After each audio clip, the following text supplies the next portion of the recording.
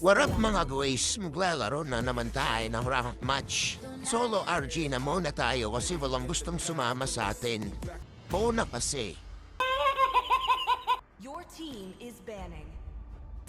Dito mga guys, nag-iisip ako ng MM na pwedeng katapat kay 1-1. Buti na lang, nakita ko si Brody. Buti lang nakita pa. Ang itim na si Brody. Ako ito makatapat sa 1-1. Okay. Mobile Legends. Lakad matatag. Normalin. Woohoo! Dito guys, mali yung sabay ko sa kanya at tuwama sa akin lahat ng first skill niya. Kaya ayan, laki ng bawas ng buhay ko. Buti na lang mabilis ang pag-tikir ko dyan, kaya di ako natuluyan. Okay.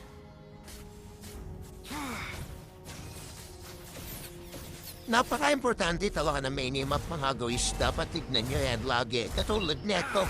Dumalaw na yung Hexberg sa akin kaya ayod. Na may pagbakbapat kami dito tapos mapipitas ko dito yung anuan mga guys. Ayan. Kaboom. Tapos, ayun may lance pa dito.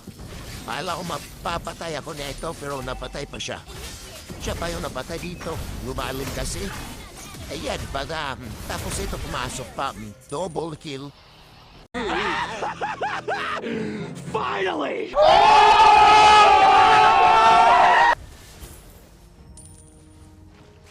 Akala ko maabutan ko ba yung farsa dito mga gui. Ayun, lumipad pala yung matang wawil. Tapos nandito na si 1-1 traba. Music, please.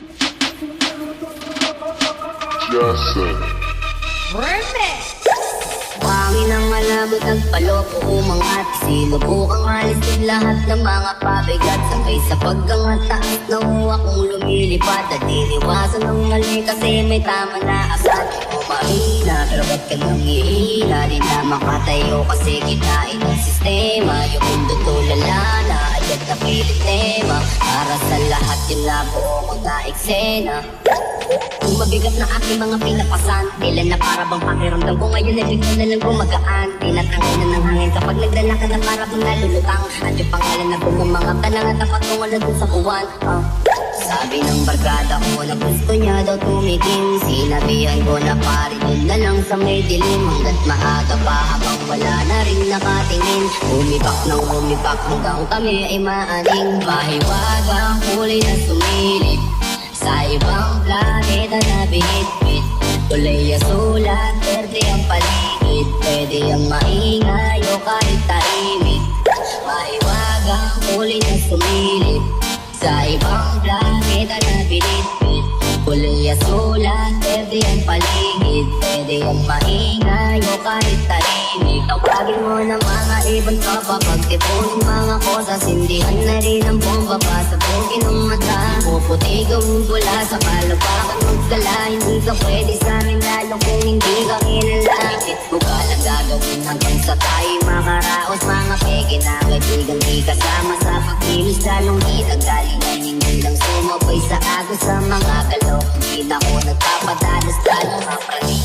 Kayo'y daanin sa music ko kasi napakasarap ng manilya. Ito ay hipatin, tas ipasa mo na din. May